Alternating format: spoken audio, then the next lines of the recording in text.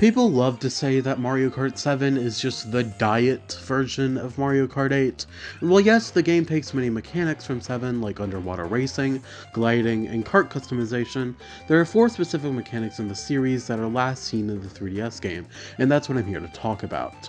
It's what I've been building up to for years. So yeah, let's get into the mechanic that is definitely the least interesting.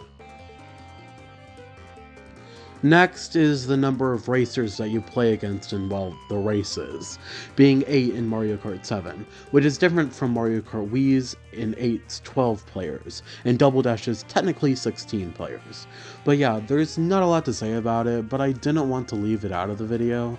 Of course it just means that less items are being flung out, and it's just kinda different, but honestly doesn't matter at all, excluding online races because the number of players can be maxed out, but still.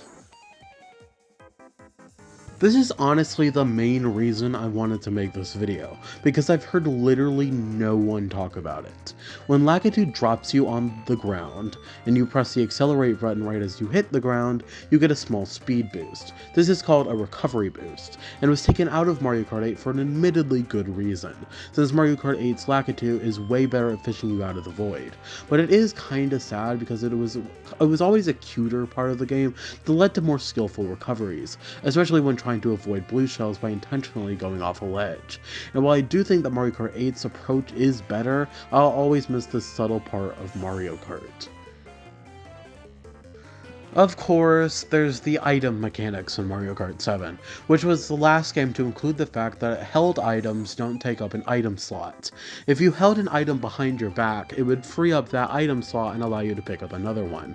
I kinda like what they did in the base Mario Kart 8 because the coin actually meant something. It led to some pretty cool strategic moments, but Mario Kart 8 Deluxe's item mechanics kinda suck in my opinion. It's like a mix of base Mario Kart 8 and 7, but instead of holding 2 items feeling like a cool trick to have, it's just a regular gameplay mechanic, which is fine, but I'll always prefer the older way they handled items. Also, is it just me or does the double item slot look really tacked on in the UI?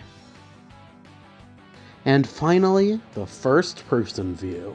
This allowed you to use motion controls to control your car and look through the character's eyes like in Black Mirror. How many Black Mirror references are in Mario Kart? Which, while the motion controls, which some would call the stain on the shirt that is life, returned in Mario Kart 8 and 8 Deluxe, the first person aspect did not, which I will not stand for.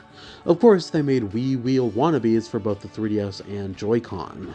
Now, I don't have the 3DS wheel, so we'll throw away the concept of it to talk about the Joy-Con wheel.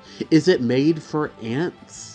I get the Joy-Con are kinda small, but would it have killed them to make it big enough for human hands? But yeah, the build is sorta garbage feeling, the shoulder buttons feel like they were made by Mad Cats, and honestly, the Joy-Con wheel just makes me feel sad. So yeah, that's really it. I mainly made it to show off my Joy-Con wheel and the recovery boost mechanic, but I had fun making this video. Hopefully I'll come up with an incredibly iconic catchphrase next time, and I'll see you later.